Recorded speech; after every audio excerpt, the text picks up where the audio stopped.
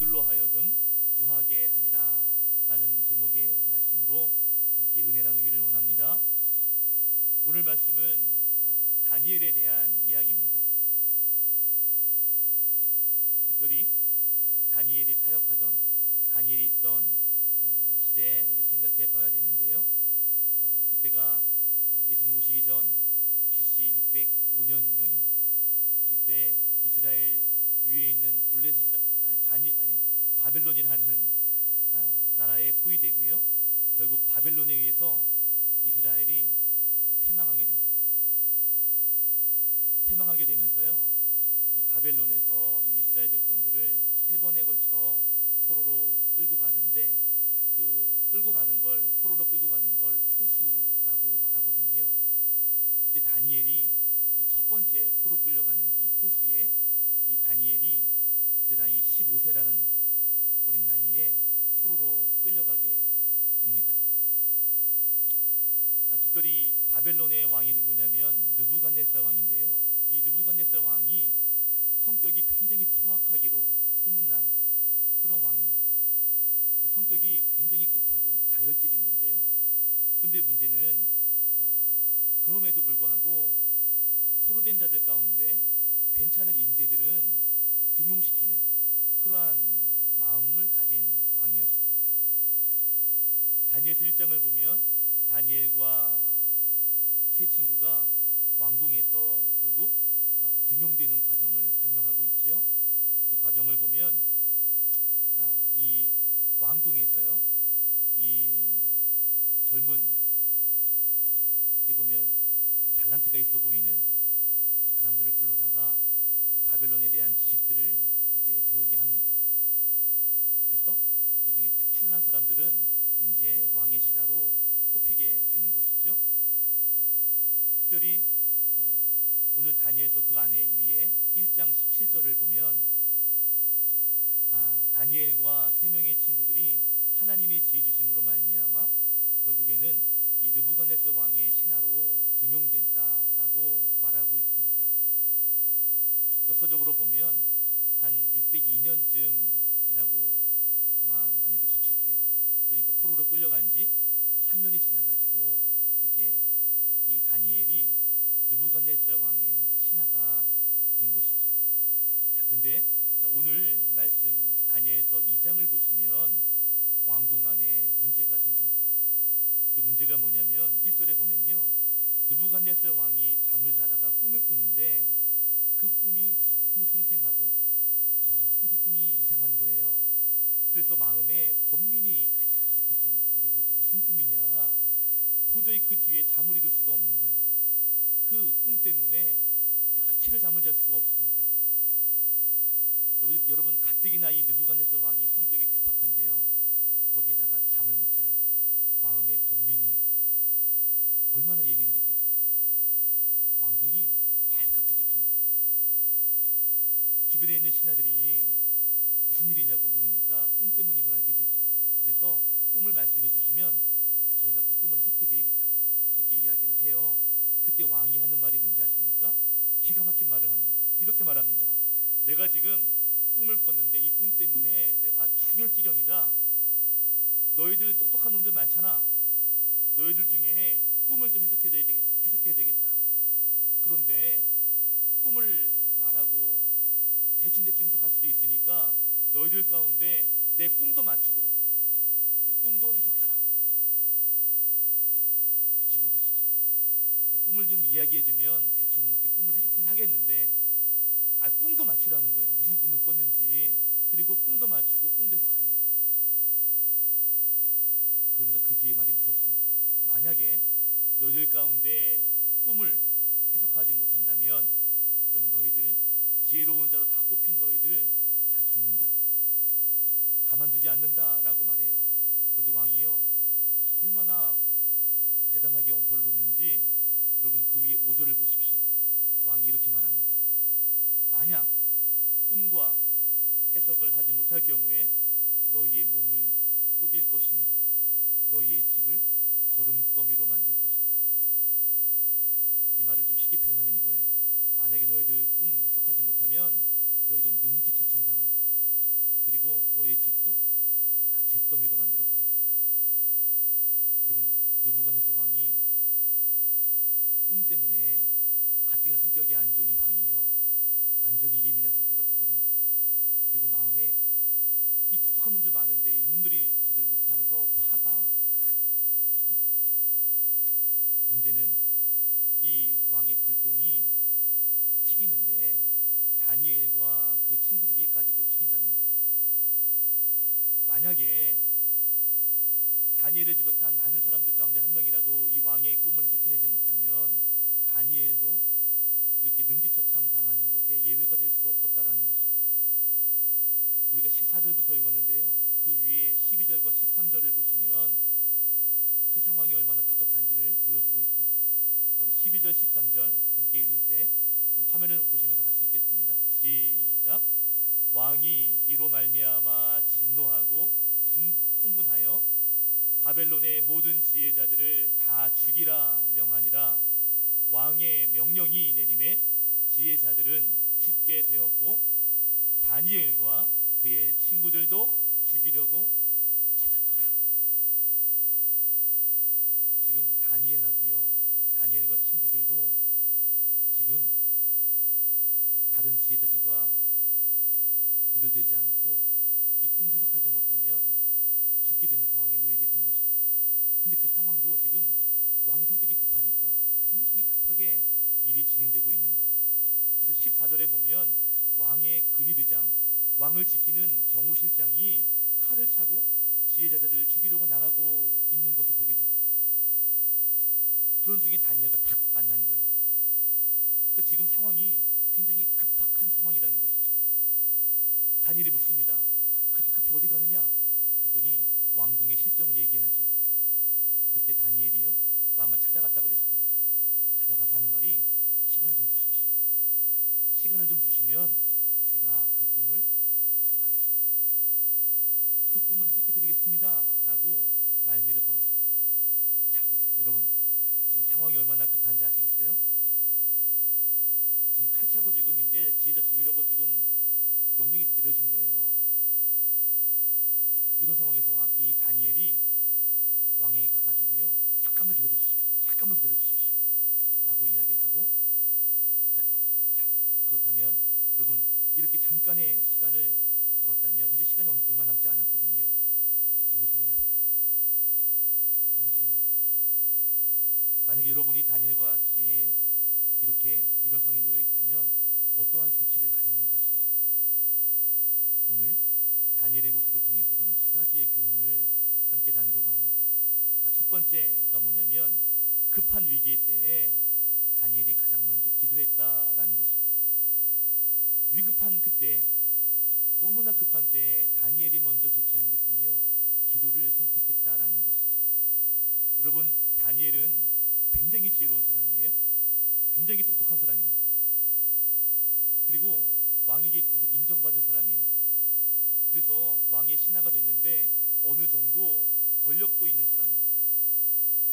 오늘 14절과 15절 왕의 근위대장과 대화하는 모습을 보고요, 이렇게 왕이 분노하고 있을 때 왕에게 직접 찾아가서 이야기할 수 있을 정도라면 어느 정도 지위가 있는 사람이라 생각할 수 있거든요. 자, 지혜도 있습니다. 그리고 권력도 있고, 그리고 14절에 보니까 슬기로운 말을 할 수 있는 이러한 재주도 있습니다.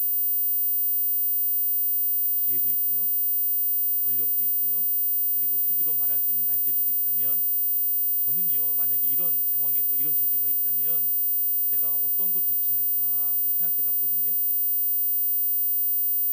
이럴 수 있을 것 같아요. 제일 먼저 힘 있는 왕의 측근들을 좀 불러다가 회의할 것 같아요. 지금 상황이 이렇습니다. 어떻게 하면 좋겠습니까? 그리고 이런 생각할 수 있을 것 같아요. 지금 왕이 꿈 때문에 저러고 있으니까 시선을 꿈이 아닌 좀 다른 것, 현실적인 것을 좀 보여주면, 그래서 꿈에 집착하지 않도록 꿈 때문에 사람을 죽이고 이런 것이 아니라 정말 현실적인, 좀 미래지향적인 그러한 것들을 좀 탁 제시해줘서 왕의 관심이 슉 바뀔 수 있도록 그런 걸 좀 제안해 봅시다. 이런 것들을 좀 만들 것 같아요. 그러니까 왕이 지금 꿈보다 다른 좋은 것들을 좀 볼 수 있도록 그런 것들을 좀 찾아낼 것 같아요. 여러분 어떠세요? 그런데 다니엘이 가장 먼저 했던 것이 뭔지 아세요? 왕을 잠깐 멈추게 한 이후에 집으로 돌아가서 믿음의 새 친구들에게 기도의 제목을 나누어 주었다라는 것이죠. 오늘 말씀의 제목처럼 말이죠. 그들로 하여금 구하게 아니라 무엇을 구해요?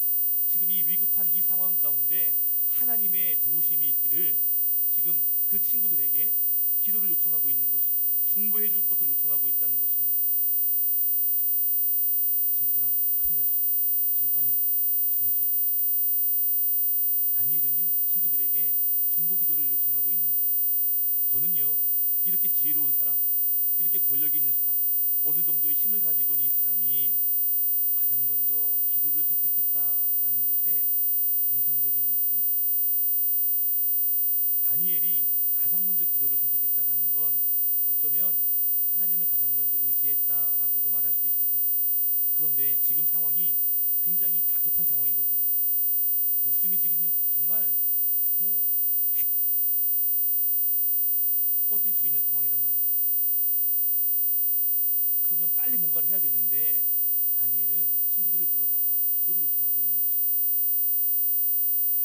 여러분, 사람이 다급한 일을 딱 만나잖아요. 그러면 손에 잡히는 일 먼저 하게 되는 것 같아요. 특별히 그것이 목숨과 관련되는 일이라면 더 그런 것 같습니다. 저는 오늘 기도에 대한 이야기를 하려고 하는데 여러분, 기도가 최고입니다. 무조건 기도해야 됩니다. 라는 이야기를 하고 싶은 게 아닙니다. 기도하면 다 됩니다. 앉아서 기도하셔야 됩니다. 를 말씀드리는 것이 아니에요. 기도의 능력, 기도의 중요함은 당연히 알지요. 그러나 한편으로 기도만으로 치우치는 그러한 행동, 다른 것들은 생각하지 않고 기도하는 것만으로 떨어지는 그러한 신앙은 저는 그것을 보면 좀 불편합니다. 그게 정답은 아니거든요. 자, 오늘 나누고 싶은 핵심이 뭐냐면 위급함이 있을 때 우리가 신앙의 균형을 잘 지켜야 된다는 것입니다. 무슨 말이냐면 기도도 마찬가지예요. 우리가 기도 안 하는 사람 별로 없지요. 눈을 못 쳐다보세요. 기도하시죠? 어떠한 일을 만날 때는 기도하고 그 일을 합니다. 맞죠? 근데 문제는 뭐냐면 위급한 일, 당황스러운 일을 딱 만나게 되면 그러면 그 기도의 균형이 깨지게 되거나 흐트러지더라는 것이죠. 기도는 하는데 하나님께 구하긴 하는데 문제는 위급한 일을 만나면 그 균형이 탁 깨지게 될 때가 있다는 것입니다. 우리의 몸이 그렇죠? 우리의 몸이요, 균형이 딱 맞아야 건강한 거예요. 너무 영양소가 부족하면 그러면 건강하지 못한 거예요. 그런데 너무 또 영양소가 많아버리면, 비만하면 그것도 건강하지 못한 겁니다. 그러니까 건강은요, 균형이 있어야 되거든요.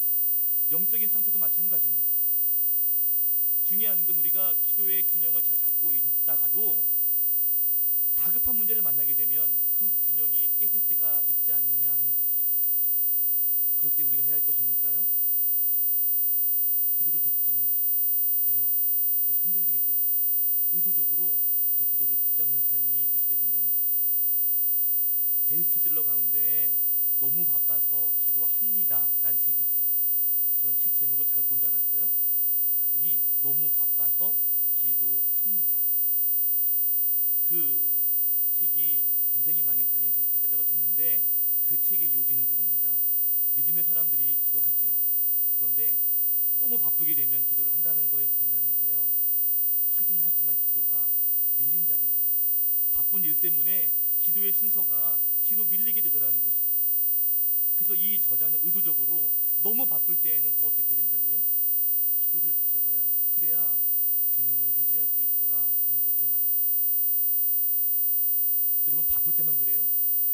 그렇지 않죠. 갑자기 당황스러운 문제를 만나게 될 때 우리는요, 기도하기보다는 먼저 내 손에 잡히는 일들을 먼저 하려고 할 때가 있어요. 그래서 그 균형이 깨질 때가 있다는 것입니다. 저는요, 성격이 급하거든요. 그래가지고요, 가끔 당황스러운 일들을 만나거나 위급한 일을 만나게 되면 기도해야 되는 걸 알면서도 다른 것들을 뭐 해봐야 되지 않을까? 이런 생각을 할 때가 종종 있습니다. 그리고 그럴 때는 때로는 실수도 하더라고요. 여러분, 급할 때 우리의 이 신앙, 이 기도의 균형이 깨질 수 있습니다. 그렇기 때문에 이 균형을 유지하기 위해서 먼저 기도를 붙잡으려고 하는 노력이 있어야 할 줄로 믿습니다. 아무리 급하더라도, 아무리 바쁘다 할지라도 하나님과 함께하는 그 교제의 기도, 그 신앙의 균형을 여러분 잘 지킬 수 있는 믿음의 성도님들이 되시기를 주의 이름으로 축복합니다. 아멘. 다니엘이요, 굉장히 다급한 문제를 만났는데 균형을 잃지 않아요. 기도해줘, 친구들. 지금 기도가 필요해. 너무 인상적이죠. 그런데 이 다니엘이 기도를 선택해서 인상적인데 급할 때 기도를 부탁하는 것도 너무 인상적이고 은혜가 되는데요. 더 인상적인 것이 있습니다. 이게 두 번째 기도의 제목이에요. 뭐냐면 다니엘이 영적인 실망, 때로는 영적인 속상함을 겪을 때 그때 기도를 붙잡았다라는 것입니다. 한번 따라합시다. 영적 실망의 때에 가장 먼저 기도를 선택합시다. 다니엘서 1장을 보면요, 다니엘이 이제 왕의 신하로 등용되는 과정을 잘 보여주고 있지요. 1장 8절을 보니까 다니엘이 어떻게 했냐면 왕이 주는 귀한 음식들을 먹지 않기로 결단했습니다. 쉽지 않은 결단이에요. 지금 포로로 끌려온 사람이 그 바벨론 왕이 주는 음식을 거절한다는 건 엄청난 결단입니다. 목숨을 걸고 한 결단이에요. 당시에 이 다니엘이 결정할 수밖에 없었던 이유 중에 하나는 이 왕이 주는 음식들 가운데 이 우상에게 바쳤다가 나온 음식들이 있지 않겠어요? 그걸 먹으면 하나님께 내 몸을 범죄하게 되는 것이다 라고 생각해서 오늘 8절에 보니까 내가 그 음식 그리고 포도주를 먹지 않겠다라는 결단을 합니다. 다니엘의 믿음의 결단이죠. 신앙의 결단입니다. 그랬더니 그 결과를 보니까요, 다니엘은 채소만 먹었거든요. 일정 기간 뒤에 봤더니 다니엘이 왕이 주는 음식을 먹은 사람들보다 얼굴빛이 훨씬 좋은 거예요. 그래서 결국 왕이 주는 그 음식을 먹지 않고 채소만 먹고 결국 또 하나님이 그에게 지혜를 주심으로 말미암아 지혜 좋은 사람으로 뽑히게 되죠. 자, 1장에서 말하는 게 뭐냐면요, 믿음의 결단을 했는데 결국에는 그 결단대로 일이 잘 풀렸더라 하는 것이 1장의 이야기예요. 여기까지는 무난한 이야기예요. 우리가 기대하는 이야기입니다. 자, 그런데요, 이제 왕의 지혜자가 됐죠. 그리고 이제 2장으로 넘어와서 얼마 시간이 지났는데 어떤 일이 생겨요? 왕이 꿈 때문에 모든 지혜자들을 다 죽이겠다고 말합니다.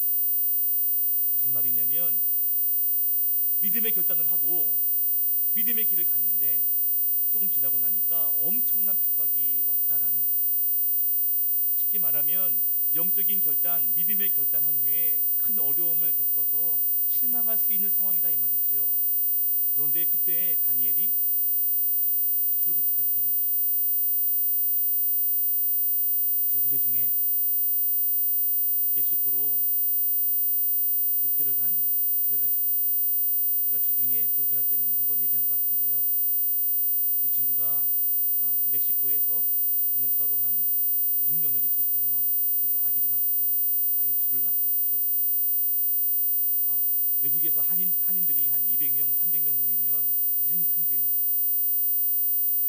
거기에 이제 부목사로 몇 년 있는데 교회에 안 좋은 일이 터졌어요. 그 일을 무모하기 위해서 여러 가지 일들을 하다가 담임 목사님이 1년 동안 자리를 비워야만 했습니다. 무슨 사정인지 모르겠어요. 그러다 보니까 누가 그 교회를 책임져야 될까요? 남아있는 이 부교역자가 그 교회를 책임져야 했거든요. 그런데 교회 안에 난리가 난 거예요. 싸움도 나고 다툼이 생겨서 교회가 갈라지게 될 뻔한 위기가 온 것입니다. 이 후배 목사님이 지키고 싶은 거예요. 그래서 1년 동안 정말 온 힘을 다해서 교회가 하나 되기를, 교회가 깨지지 않기를 정말 땀 흘리며 노력했어요. 그래서 교회가 깨지지 않았습니다. 문제는 뭐냐면요, 목사님이 돌아오신 이후에 일이 갑자기 또 바뀌게 된 거예요. 1년 뒤에. 그래서 결국 교회는 두 개의 교회로 나뉘게 되었습니다. 문제는 뭐냐면, 두 개의 교회에 나뉘어진 교회에서 이제 새로운 목사님이 이것도 필요하지 않겠어요? 여기에 있는 부교육자, 당신이 열심히 수고했으니까, 너무 고마우니까 우리 교회로 좀 와달라 라는 이야기를 합니다. 근데 그러한 이야기들을 또 여기 식구들도 알아요. 갈등을 하죠. 남아있는 분들도 너무 불쌍하고 마음 아플 것이고, 나가신 분들도 마음이 너무 아플 것이고, 어떻게 해야 될까? 이후에 목사님이 향수에서 고민하다가 결단을 합니다. 이렇게 결단해요. 저는 이 교회도 가지 않겠습니다. 제가 어느 교회를 가도 아마 교인들은 상처를 받을 겁니다. 저는 두 교회를 포기하고 한국으로 가겠습니다. 이러고 모든 것들을 다 정리하고요, 한국으로 들어오게 된 것이에요. 믿음의 결단을 한 것이죠. 교회를 위해서 내가 남는 것은 덕이 안 되겠다. 두 교회를 위해서 내가 할 수 있는 건 이거밖에 없는 것 같다 생각한 것입니다. 들어왔습니다. 그런데 들어왔는데 사역지가 없는 거예요. 일할 곳이 없는 거예요. 집도 없는 거예요. 믿음의 결단을 하고 들어오면 그 다음 길이 열렸으면 참 좋겠는데 길이 열리지 않는 거예요. 그것도 1년 반 동안. 이 후배 목사가 굉장히 성격이 좋습니다. 굉장히 밝은 성격이에요. 전화 통화하면 웃는데 찾아오질 못하는 거예요. 나중에 이제 만나서 이야기를 하니까 그런 거예요. 너무 힘이 들었다는 거예요. 너무 마음에 속상함이 있어서 누구를 만나기가 두려웠다고 말하더라고요. 너무 영적인 신망이 찾아오는 거죠. 하나님을 위해, 교회를 위해 결단하고 나왔는데 그 뒤에 막막한 인생들을 만나게 되면서 이 영적인 실망, 이 좌절이 생기게 되더라는 거예요. 그리고 그냥 좌절이 아닌 이 영적인 좌절감 때문에 너무너무 마음이 심란하고 속상하고 씁쓸해서 너무 힘든, 사람들을 만나고 싶지 않을 만큼 힘들었다는 것입니다. 여러분, 우리도 그럴 수 있죠. 내 유익이 아니라 믿음의 결단을 그랬는데 그 일 때문에 어려운 일을 겪게 될 때 우리는 어쩔 수 없이 실망할 수밖에 없습니다. 내가 하나님 위해서 일을 나갔는데 어려움이 온다면 왜 이렇지? 하는 마음이 들 수밖에 없다는 것이죠. 주를 위해 나갔는데 그 길에 어려움이 찾아오면요, 영적인 실망감이 클 수밖에 없는 거예요. 그리고 그 실망은요, 절망이 되고 우리의 가슴을 무너지게 하는 것입니다. 오늘 다니엘의 삶을 한번 이렇게 보면 그럴 수 있겠다 싶어요. 왜요? 믿음으로 결단해서 그 어려운 자리에서 믿음으로 결단하고 왕이 신하가 되었는데, 그런데 더 큰 문제를 만나게 되고 오늘 결국 위기를 겪고 죽게 되니 어쩌면 영적인 실망감이 들 수도 있겠다 싶습니다. 자, 그런데 이때 다니엘이 뭘 하냐면 친구들에게 기도를 부탁했다라는 거예요. 저는 이 모습이 너무 멋져 보여요. 왜냐하면 이 영적인 실망, 이 절망 가운데에서 기도의 끈을 잡는다는 것이 쉽지 않다는 것을 알기 때문에 그렇습니다. 오늘 그 뒤에 19절에 성경은 다니엘의 모습을 이렇게 소개합니다. 다니엘과 친구들과 함께 기도했더니 하나님이 밤에 환상을 보여주시고, 그리고 그 환상을 통해 본 다니엘이 그 하늘의 하나님께 찬송을 드리더라. 다니엘이 기도했고요, 하나님이 응답하셨고요, 그리고 그 응답에 대해 다니엘은 하나님을 찬양하고 있습니다. 나중에 보면 결국 다니엘을 통해서 느부갓네살 왕의 꿈을 해석하고요, 그리고 그 문제가 해결됩니다. 중요한 것입니다. 영적인 실망감이 찾아올 수 있습니다. 우리의 마음을 속상하게 하는 일들이 교회 안에서 생길 수 있습니다. 여러분, 그때 우리가 꼭 붙잡아야 할 균형이 있는데 기도의 균형을 잡는 거예요. 하나님께 기도할 수 있는 그 마음을 빼앗기지 않는 것입니다. 오늘날 사단의 전략이 있습니다. 우리의 마음을 상하게 하는. 여러분, 우리의 마음을 상하게 하면요, 기도가 쉽게 되지 않는다는 걸 사단이 너무 잘 알아요. 그래서 우리의 마음을 상하게 만들면 우리가 기도하지 못하고 하나님 앞에 서지 못한다는 걸 알기에 자꾸 우리의 마음을 힘들게 하고 우리의 마음을 상하게 하고 실망하게 하려고 노력한다는 것이죠. 마음을 지킬 때가 있지만 때로는 실망감이 찾아오고 마음이 무거워질 때, 그때 우리가 깨달아야 할 것이 있어요. 이때 이 기도의 균형을 깨뜨리지 말자. 오히려 다니엘처럼 오히려 더 기도하려고 하자. 이 모습이 우리 교회 안에 풍성했으면 좋겠습니다. 아멘. 아까 소개해드렸던 후배 목사님이 이야기를 하고 설교를 마치려고 합니다. 1년 반 동안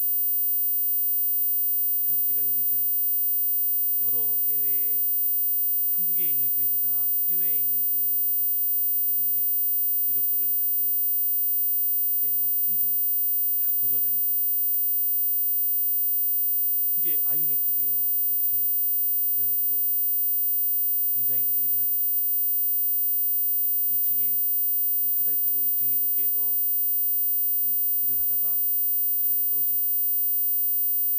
그래가지고 이렇게 앞으로 떨어져가지고요, 앞에 이 뼈가 다 골기에 들어가 버리고 손목을 댔는데 손목이 다 부러져서 조각조각이 났답니다. 그래서 병원에서 전치 8주, 9주의 치료를 받아야만 했어요. 그러니까 얼마나 일이 더 힘들어진 거잖아요.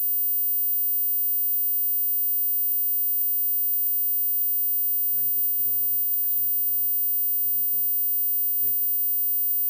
근데요, 뜻하지 않는 곳에서 연락이 왔어요. 그것도 멕시코에서. 그 교회가 아니고 다른 지역에 있는 한인 교회에서, 목사님 우리 교회로 와주세요.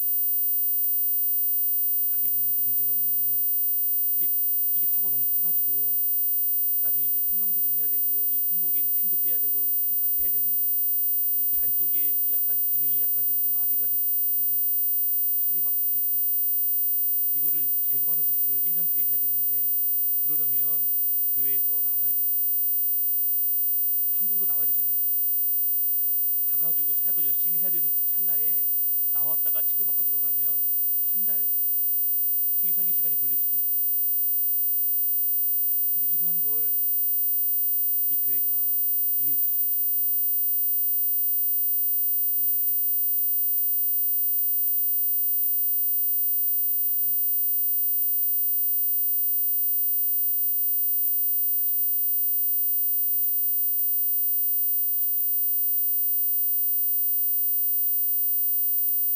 지난달에 출국해가지고요, 목회를 열심히 하고 있습니다. 믿음의 결단을 통해서 우리가 주의 길을 열심히 하다 보면 좋은 결과가 있을 수 있습니다. 그러나 때로는 실망할 수도 있습니다. 그러나 그때 하나님을 붙잡고 끝까지 기도의 균형을 잃지 않을 때 하나님께서 다니엘에게 하신 것처럼, 또 우리 후배 목사님에게 그 일을 이루신 것처럼 더 놀라운 방법으로 그것들을 이루어 가실 줄로 믿습니다. 말씀을 정리하지요. 여러분, 신앙생활, 기도생활에서는 균형이 굉장히 중요하거든요. 특별히 위급한 일을 만날 때, 또 영적으로 실망감이 들 때 그 기도의 균형을 잃어버리기 쉽습니다. 여러분, 그때 의도적으로 먼저 기도를 선택할 수 있는, 그리고 기도를 부탁할 수 있는, 그래서 여러분의 삶에 하나님의 응답이 채워지는 놀라운 역사가 있기를 예수 그리스도의 이름으로 축복합니다. 기도하겠습니다.